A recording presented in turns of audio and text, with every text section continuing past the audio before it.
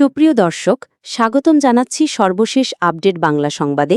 শুরুতেই জানিয়ে দেব সংবাদ শিরোনাম, এরপর থাকছে বিস্তারিত। জানিয়ে দেব আজকের ভয়ঙ্কর সব সংবাদ যা শুনলে আপনার চোখ কপালে উঠে যাবে। শুরুতেই জানিয়ে দেব শেখ হাসিনার ফাঁসির রায় বাতিল, দেশে ফিরছেন হাসিনা। বিস্তারিত থাকছে প্রতিবেদনে। শেখ হাসিনার বিচার কি শেষ পর্যন্ত হবে নাকি শেষ পর্যন্ত নিয়মের গেড়ে আটকে যাবে শেখ হাসিনার শাস্তি? গণ অভ্যুত্থানে 2024 সালে 5ই আগস্ট আওয়ামী লীগ সরকারের পতন হয়। এর প্রায় আড়াই মাস পর 2024 সালে 14 অক্টোবর আন্তর্জাতিক অপরাধ ট্রাইব্যুনালের পুনর্গঠন করে অন্তর্বর্তী সরকার। বিচার কার্যক্রমকে গতিশীল করতে গত বছরে 8ই মে আরেক ট্রাইব্যুনাল গঠন করা হয়। দুটি ট্রাইব্যুনাল থেকে গত 18 মাসে জুলাইয়ে সংঘটিত মানবতা বিরোধী অপরাধ কেন্দ্রিক 6টি রায় এসেছে। এর মধ্যে প্রথম রায় দেওয়া হয়েছিল গত বছরের 17 নভেম্বর, সর্বশেষ হয়েছে গত 30 জুন। 6টি রায় বিশ্লেষণ করে দেখা যায় দণ্ডপ্রাপ্ত 61 আসামির মধ্যে 40 জন নির্দোষী, কারাগারে আছেন 21 জন। 6টি রায় পর্যালোচনা করে দেখা যায় 5টি মামলায় 15 আসামিকে মৃত্যুদণ্ড দেওয়া হয়েছে। এর মধ্যে রাজনীতিবিদ 4 জন।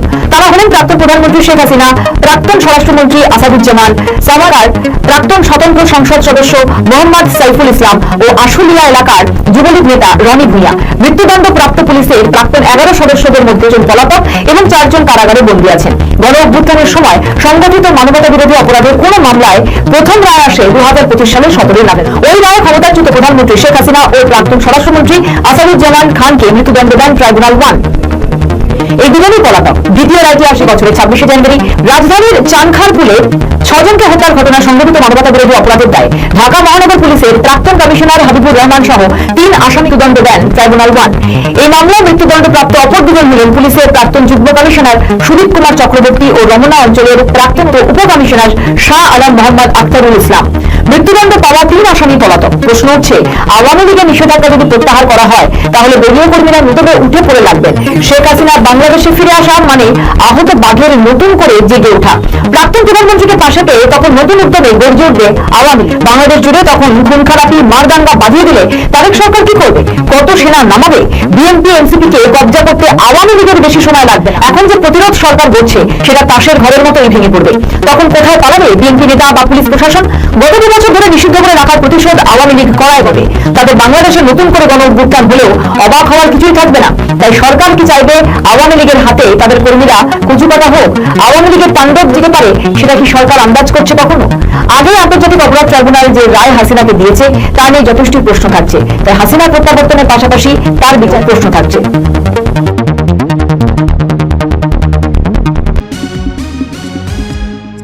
জানিয়ে দেব কপালে যাই থাকুক আমি দেশে ফিরবই, ঘোষণা শেখ হাসিনার। বিস্তারিত থাকছে প্রতিবেদনে। মিছিল করেছে বলে 7 জনকে তুলে নিয়ে মেরে ফেলে দিয়েছে। নদীতে 3 জনের লাশ পাওয়া গেছে, 4 জনের খবর এখনো পাওয়া যায়নি। মানুষের কথা বলার স্বাধীনতা নাই, নিরাপদে চলার স্বাধীনতা নাই। দেশের মানুষ তো নিরাপদ না, এটাই হচ্ছে সব থেকে কষ্টের। তাদের উপর যে জুলুম অত্যাচার, তারপরে আমাদের দেশের আওয়ামী লীগের নেতাকর্মী যথেষ্ট সাহসের পরিচয় দিচ্ছে। এত জুলুমের পরেও যে এই দলটা টিকে আছে, কারণ এই দলের অপরাধটা কি? আওয়ামী লীগকে কারা নিষিদ্ধ করবে? কারা নিষিদ্ধ করলো? সংবিধান মানলো না, আইন মানে না, কিছু মানে না, অমনি ক্ষমতা দখল করে নিষিদ্ধ। যত জঙ্গিদের ছেড়ে দিয়ে আওয়ামী লীগের নেতাকর্মী কারাগারে ভরে দিয়েছে। এই অবস্থা, এই অবস্থা থেকে দেশকে মুক্ত করতে হবে। মানুষের এই কষ্ট আর সহ্য করা যায় না। ঘরে ঘরে কান্নার, নদীতে লাশ, পুকুরে লাশ, রাস্তায় লাশ, জঙ্গলে লাশ, শুধু লাশ আর লাশ। আপনারা আল্লাহর কাছে দোয়া করেন যে এই যুগের অত্যাচারীদের হাত থেকে দেশটাকে রক্ষা করতে পারি। বিশ্বের সুদখোর বাপ্পার গেছে, এখন যে অর্জন আসছে সে খাম্বা আর ব্রেন হামলাকারী, তাদের তো একটাই চেষ্টা কিভাবে আমাদের মারবে। তারপর বাংলাদেশে যাবো, কারণ মানুষের এত কষ্ট সহ্য। আমি গেলে যদি মানুষের কষ্ট একটু লাঘব হয় সেটা আমাকে চেষ্টা করতে হবে। আমি যাবো, সেই জন্য সিদ্ধান্ত নিয়েছি। এখন আমি সারা বাংলাদেশে কথা বলছি, প্রত্যেকটা ইউনিয়নের নেতাকর্মীর সাথে আমি কথা বলবো। এই পর্যন্ত 154টা আমি আলোচনা শেষ করেছি। 300 সিটের আসনে আমি কথা বলার পর আমি চলে যাবো দেশে। যা থাকে কপাল, আল্লাহ বারবার আমাকে বাঁচিয়েছে, আল্লাহ সেটা রক্ষা করবে। আমি সবাইকে ধন্যবাদ জানাই। সবাই ভালো থাকেন, সুস্থ থাকেন, দেশের মানুষের জন্য দোয়া করেন এবং যেভাবে আমাদের এই নির্যাতিত মানুষকে প্রবাসীরা সাহায্য করে যাচ্ছেন, আমি অনেক ধন্যবাদ আপনাদের জানাচ্ছি। সাথে এই সাহায্যটা অব্যাহত রাখেন।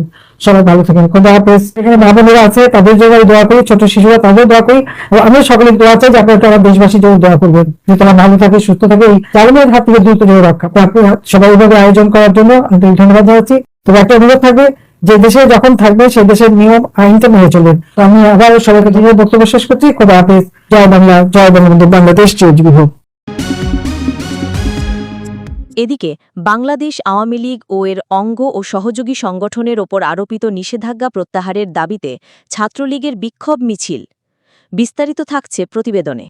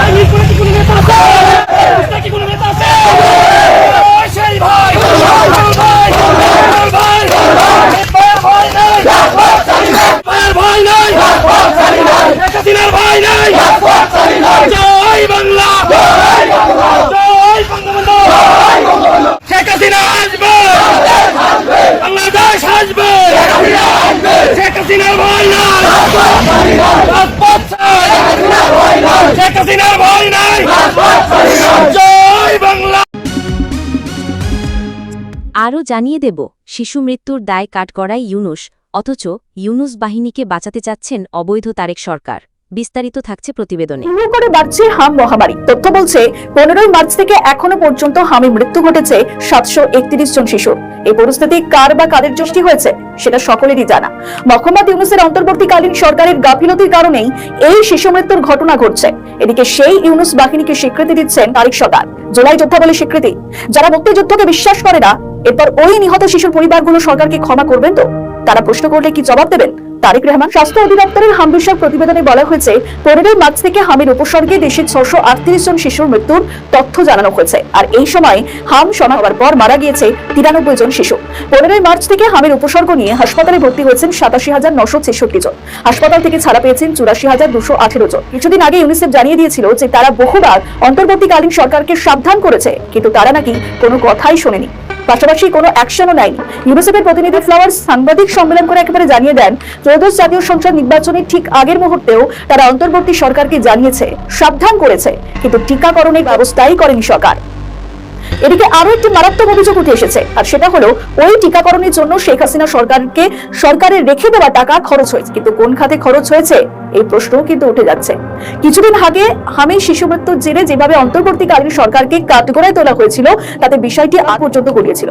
সেখানে মোহাম্মদ ইউনূসের বিদেশ যাত্রা নিষেধাজ্ঞা চেয়ে আর্জি জানানো হয়েছিল, কিন্তু আদালত স্পষ্টতই জানিয়ে দিয়েছে যে মোহাম্মদ ইউনূস এমন ব্যক্তি নন যে তিনি বিদেশে যেতে পারেন, অথচ তিনি এখন ফ্রান্সে। তিনি এখনো ফেরেননি, ফিরবেন কি না আদেও সেটাও কেউ জানে না। এদিকে সরকার এত অভিযোগের পরও কোনো পদক্ষেপ তো করেইনি। মোহাম্মদ ইউনূসের শাগরেদদের জুলাই স্বীকৃতি দিলেন তারেক রহমান। এমনকি জুলাই আন্দোলনের জেরে যারা প্রাণ হারিয়েছেন তাদের পরিবারকে সরকার হাত বাড়িয়ে দেবে বলে স্পষ্ট করে জানিয়ে দিয়েছে। অন্যদিকে এখন প্রশ্ন উঠে যাচ্ছে, তাহলে কি জুলাই যোদ্ধাদের দায় মুক্তি দিয়ে দিয়েছেন উদ্দেশ্য প্রণোদিত ভাবে? তবে কি এটাই দেখা যাবে শেষমেশ যে বাংলাদেশে আর সরকার বা বিরোধী পক্ষ বলে কিছু থাকবে না? বিএনপি, জামাত, এনসিপি সবাই মিলেমিশে একাকার হয়ে যাবে? কারণ জুলাই যোদ্ধাদের মধ্যে তো এরিও রয়েছে, আর জামাত জুলাই যুদ্ধে বিশ্বাসী, তারা মুক্তিযুদ্ধে বিশ্বাসী নয়। ফলে অনেকগুলো প্রশ্ন উঠে যাচ্ছে, বাংলাদেশের যে হাল তাতে কোন দিকে যাচ্ছে পরিস্থিতি? একদিকে শিশু মৃত্যুর ঘটনা, যারা দায়ী তাদের বিরুদ্ধে কোনো পদক্ষেপ না করে বরং সেই বলে শাগরেদদের স্বীকৃতি দিচ্ছে সরকার। এই বার্তা কিভাবে নেবে বাংলাদেশবাসী, সেটাই দেখার। বাংলাদেশে কেন বিদ্যুৎ সমস্যা এমন বেলাগাম হয়ে উঠল? কেন প্রধানমন্ত্রী ও তার দপ্তর বিদ্যুৎ সমস্যা সামলাতে হিমশিম খাচ্ছেন, যার জেরে অন্ধকার থেকে নিকষ অন্ধকার বাংলাদেশের অর্থনীতি? কবে এই সমস্যা থেকে মুক্তি পাবে বাংলাদেশের জনগণ? দেশের শিল্প থেকে শিক্ষা সবই তো ডুবে যাচ্ছে গাঢ় অন্ধকারে। বাংলাদেশের বিদ্যুৎ উৎপাদন ব্যবস্থায় এখনো গ্যাস ভিত্তিক আধিপত্য বেশি। মোট উৎপাদন সক্ষমতার মধ্যে গ্যাস থেকে উৎপাদিত হচ্ছে 12,194 মেগাওয়াট বিদ্যুৎ, যা মোট উৎপাদনের 42.79%। প্রসঙ্গত, দেশে ব্যবহার করা গ্যাসের একটি অংশ আমদানির উপরেই নির্ভরশীল। বর্তমানে 1000 মিলিয়ন ঘনফুট এলএনজি বিদেশ থেকে আমদানি করা হচ্ছে। দ্বিতীয় রয়েছে ভারতের আদানি সহ মোট 8টি কয়লা ভিত্তিক বিদ্যুৎ কেন্দ্র। এইসব কেন্দ্র থেকে উৎপাদিত হয় 7,629 মেগাওয়াট বিদ্যুৎ, যা মোট উৎপাদনের 26.77%। এর মধ্যে বড়পুকুরিয়া ছাড়া বাকি কেন্দ্রগুলো থেকে যে বিদ্যুৎ আসে তাও আমদানি করা কয়লা থেকেই উৎপাদন করা হয়। অপরদিকে ফার্নেস অয়েল ভিত্তিক আসছে 5,634 মেগাওয়াট, বা 19.77%। বিদ্যুৎ ডিজেল ভিত্তিক বিদ্যুৎ উৎপাদনের পরিমাণ 700 মেগাওয়াট, যা মোট উৎপাদনের 2.70%। ডিজেল ও ফার্নেস অয়েলও আমদানি করতে হয়। এছাড়া ভারত থেকে আমদানি করা হচ্ছে 1160 বিদ্যুৎ, যা মোট সরবরাহের প্রায় 4.7%। বাংলাদেশের সৌর বিদ্যুৎ থেকে উৎপাদন হয় 777 মেগাওয়াট বা 2.73%। জলবিদ্যুৎ থেকে আসে 230 মেগাওয়াট এবং বায়ু বিদ্যুৎ থেকে মাত্র 62 মেগাওয়াট। এছাড়া অন্যান্য উৎস থেকে উৎপাদিত হচ্ছে আরো 40 মেগাওয়াট বিদ্যুৎ। বছরের এপ্রিল মাসে তাপমাত্রা বাড়ার সঙ্গে সঙ্গে দেশে বিদ্যুতের চাহিদাও বেড়ে যায়। পিডিবির একটি হিসেব বলছে 17 মে বাংলাদেশে বিদ্যুতের চাহিদা ছিল সর্বোচ্চ চাহিদার সময় 16,480 মেগাওয়াট। এর বিপরীতে সরবরাহ করা হয়েছে 16,201 মেগাওয়াট। ফলে লোডশেডিং করতে হয়েছে 267 মেগাওয়াট। সক্ষমতা থাকা সত্ত্বেও বর্তমানে দুটি কারণে 5,830 মেগাওয়াট বিদ্যুৎ উৎপাদন করা যাচ্ছে না। এর মধ্যে গ্যাসের স্বল্পতার কারণে 4,214 মেগাওয়াট এবং বিদ্যুৎ কেন্দ্র ও সংরক্ষণ কাজ চলমান থাকায় 1,616 মেগাওয়াট বিদ্যুৎ উৎপাদন হচ্ছে না। এছাড়া সম্প্রতি ইরান যুদ্ধের কারণে তেল আমদানিতে জটিলতার সৃষ্টি হয়েছে। কয়লার ঘাটতির কারণে কয়েকটি বিদ্যুৎ কেন্দ্রে কম উৎপাদন হচ্ছে। আবার ব্যয় সাশ্রয়ের অংশ হিসেবে সরকার দীর্ঘ সময় তেল চালিত বিদ্যুৎ কেন্দ্র বন্ধ রাখে। শুধুমাত্র পিক আওয়ার প্রতিদিন সন্ধ্যায় সর্বোচ্চ চাহিদার সময় চালানো হয় এসব কেন্দ্র। পিডিবির এক কর্মকর্তার কথায় বর্তমানে পিডিবির গ্যাসের চাহিদা রয়েছে প্রায় 1,500 মিলিয়ন, তবে সরবরাহ পাওয়া যাচ্ছে গড়ে 850 থেকে 900 মিলিয়ন ঘনফুট। এতে গ্যাস চালিত অনেক বিদ্যুৎ কেন্দ্র পূর্ণ সক্ষমতায় চালানো যাচ্ছে। বাংলাদেশের জ্বালানি খাতটি এখনো আমদানি নির্ভর, ফলে আন্তর্জাতিক বাজারে জ্বালানির দাম বৃদ্ধি বা সরবরাহ বিঘ্নিত হলে তার সরাসরি প্রভাব পড়ে দেশের বিদ্যুৎ খাতে। তার জ্বালানিতে স্বয়ংসম্পূর্ণতা অর্জন না করা পর্যন্ত বিদ্যুৎ পরিস্থিতি পুরোপুরি নিয়ন্ত্রণে আনা কঠিন হবে, আর ততদিন পর্যন্ত পর্দাপারে জারি থাকবে এই বিদ্যুৎ সমস্যা। এদিকে শুধু গাজীপুর না, সারা দেশের কলকারখানা যেন আজ রীতিমতো অভিশপ্ত। লিথি গ্রুপের 5টি ইউনিট বন্ধ হয়ে 2,500 শ্রমিক রাস্তায়। অথচ এই বিএনপি জামাত জোট ক্ষমতায় আসার সময় বলেছিল তারা ব্যবসা বান্ধব, তারা শিল্প বাঁচাবে। কিন্তু ক্ষমতায় আসার কয়েক মাস পেরোতেই চিত্রটা ভয়ঙ্কর রকমের চেনা লাগছে। যেন 2001 থেকে 6 সালের অপশাসনের ভূত আবারও তাড়া করছে আমাদের। গাজীপুরের লিথি গ্রুপের মালিক বলছেন, ব্যাংক থেকে ঋণ সহায়তা নেই, গ্যাস সংযোগ বন্ধ, ক্রয়াদেশ কম। প্রশ্ন উঠছে, বিএনপির অর্থমন্ত্রী আর জামাতের শিল্প উপদেষ্টা কী করছেন? একের পর এক কারখানা বন্ধ হয়ে লাখো শ্রমিক যখন পথের ভিখারি হচ্ছেন, তখন এই জোট সরকার কেবল ঢাকঢোল পিটিয়ে ইসলামিক ব্যাংকিং আর রাষ্ট্রধর্ম টিকিয়ে রাখার রাজনীতি করছে। বিএনপি জামাতের এই শাসন ব্যবসার জন্য বিষ হয়ে দাঁড়িয়েছে। মির্জা ফখরুলের চোখে ঘুম নেই, শুধু ভারত বিদ্বেষ আর খালেদা জিয়ার মুক্তির অজুহাত ছাড়া কিছু বলার নেই। অন্যদিকে জামাতের আমির বলছেন, সংকট সাময়িক। কোন আকাশ থেকে দেখছেন এই সাময়িক সংকট? কারখানা বন্ধ, শ্রমিকের পেটে আগুন, সেটা কি সাময়িক? শ্রমিকদের মুখে একটাই কথা, বাঁচতে চাই, কাজ চাই। গাজীপুরের বাঘের বাজার এখন মানবেতর জীবনের প্রতিচ্ছবি। যে দল 2001 সালে লুটপাট আর সন্ত্রাসের জন্ম দিয়েছিল, সেই একই দল আজ 2026 সালে এসে আবারও শ্রমিকের ঘাড়ে অত্যাচারের ছুরি চালাচ্ছে।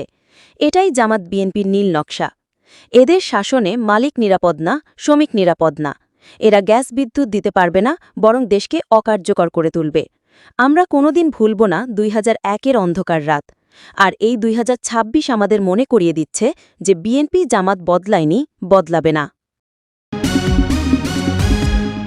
বাংলাদেশের ক্ষমতাচ্যুত প্রধানমন্ত্রী শেখ হাসিনা আইনি পথেই দেশে ফিরে যেতে পারেন। দেশে ফিরতে তার সামনে কোনো আইনি বাধা নেই। রবিবার বলেছেন বাংলাদেশ আন্তর্জাতিক অপরাধ ট্রাইব্যুনালের চিফ প্রসিকিউটর আমিনুল ইসলাম। তিনি বলেন, সাবেক প্রধানমন্ত্রীর উচিত দেশে ফিরে বিচারের মুখোমুখি হওয়া। এক প্রশ্নের জবাবে চিফ প্রসিকিউটর বলেছেন, মানবতাবিরোধী অপরাধে দোষী সাব্যস্ত হলে কার্যক্রম নিষিদ্ধ আওয়ামী লীগকে পুরোপুরি নিষিদ্ধ করা হতে পারে। তিনি বলেন, আওয়ামী লীগ দলগতভাবে মানবতাবিরোধী অপরাধে যুক্ত ছিল কিনা সেই বিষয়ে তদন্ত চলমান। তদন্ত রিপোর্ট জমা পড়ার পর ট্রাইব্যুনাল দ্রুত বিচার শুরু করবে। প্রসঙ্গত, শনিবার ঢাকায় এক অনুষ্ঠানে বাংলাদেশের স্বরাষ্ট্রমন্ত্রী সালাউদ্দিন আহমেদ জানান, খুব শিগগিরই আওয়ামী লীগের বিচার শুরু হবে। দলটি মানবতাবিরোধী অপরাধে যুক্ত ছিল এমন অভিযোগ তদন্তকারীরা খতিয়ে দেখছেন। আরেকটি প্রশ্নের জবাবে চিফ প্রসিকিউটর জানিয়েছেন, জাতীয় সমাজতান্ত্রিক দল তথা জাসদের সভাপতি হাসানুল হক ইনুর নাম শাপলা চত্বরে হত্যাকাণ্ডের মামলায় যুক্ত করার সপক্ষে যথেষ্ট তথ্য প্রমাণ পাওয়া গিয়েছে। শেখ হাসিনার বিরুদ্ধে একটি মামলায় গত বছর 17 নভেম্বর ট্রাইব্যুনাল তাকে মৃত্যুদণ্ডের সাজা দিয়েছে। চিফ প্রসিকিউটর বলেন, নিয়ম অনুযায়ী ৩০ দিনের মধ্যে আপিল মামলা করতে হয়, কিন্তু শেখ হাসিনার তরফে আপিল করা হয়নি। তিনি বলেন, সাবেক প্রধানমন্ত্রী দেশে ফেরার পর এই বিষয়ে আপিল আদালত প্রয়োজনীয় নির্দেশ দেবে। তবে তিনি দেশে ফিরে আইন আদালতের মুখোমুখি হলে ভালো হয়। শেখ হাসিনা নিজে মাস দুয়েক আগে ঘোষণা করেন তিনি চলতি বছরেই দেশে ফিরে যাবেন।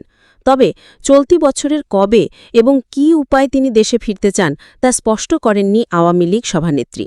যদিও তার এই ঘোষণা নিয়ে বাংলাদেশ সরকার সরকারিভাবে কোনো প্রতিক্রিয়া দেয়নি।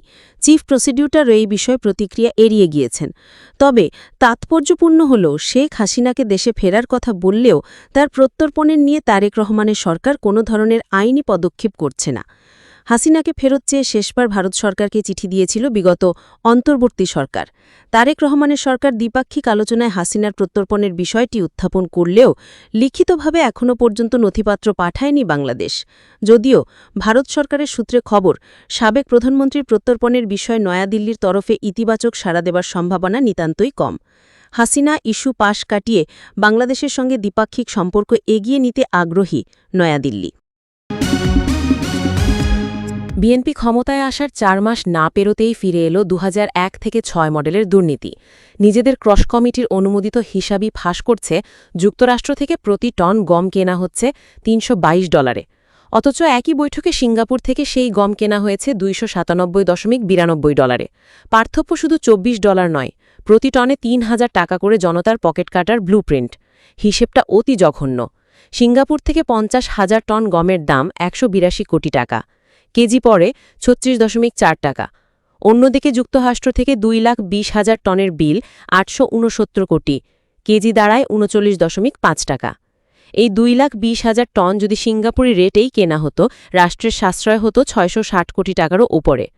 বিএনপি সরকার সেই টাকা বাঁচালো না, বরং সযত্নে মার্কিন রপ্তানিকারকের পকেটে পুরে দিল। গত জুলাইয়ে স্বাক্ষরিত চুক্তির পর ওয়াশিংটনের দূত গর্ব করে জানিয়েছিলেন, বাংলাদেশ এখন যুক্তরাষ্ট্রের ৮ম বৃহত্তম গমের বাজার।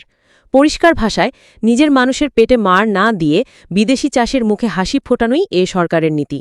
অথচ জুন ২০২৬-এ নিত্যপণ্যের দামে সাধারণ মানুষ কাহিল, আর দায়সারা জবাব গুণগত মান ভালো।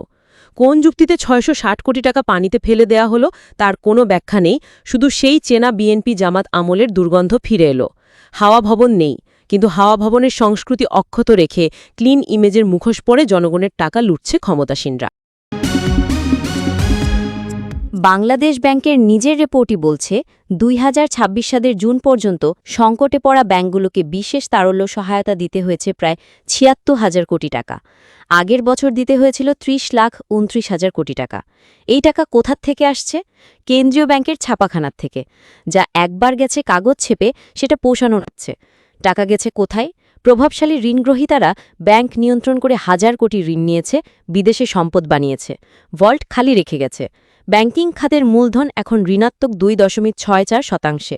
ইসলামী ব্যাংকিং খাতে খেলাপি ঋণ এক বছরেই বেড়েছে ৫৬% বেশি। এই সংকটের মাঝেই বিএনপি জামায়াতের সরকার ক্ষমতায়। ২০০১ থেকে ২০০৬ সালে যা দেখেছিলাম, এবারও সেই একই চিত্র। লুটেরাদের বিরুদ্ধে কঠোর ব্যবস্থা নেই, পাচার হওয়া টাকা ফেরানোর কোনো উদ্যোগ নেই, দুর্বল ব্যাংক পুনর্গঠনের কোনো পরিকল্পনা নেই, শুধু আছে ছাপানো টাকা দিয়ে সংকট ঢাকার চেষ্টা। কোটি মানুষের জীবনের সঞ্চয় ব্যাংকে গচ্ছিত, সেই টাকা এখন আর নিরাপদ নয়, আর যাদের যেটা ঠেকানো তারা নিষ্ক্রিয় বসে আছে। ইতিহাস নিজেই বলছে, এই দুই দল ক্ষমতায় এলে দাম দেয় সাধারণ মানুষ।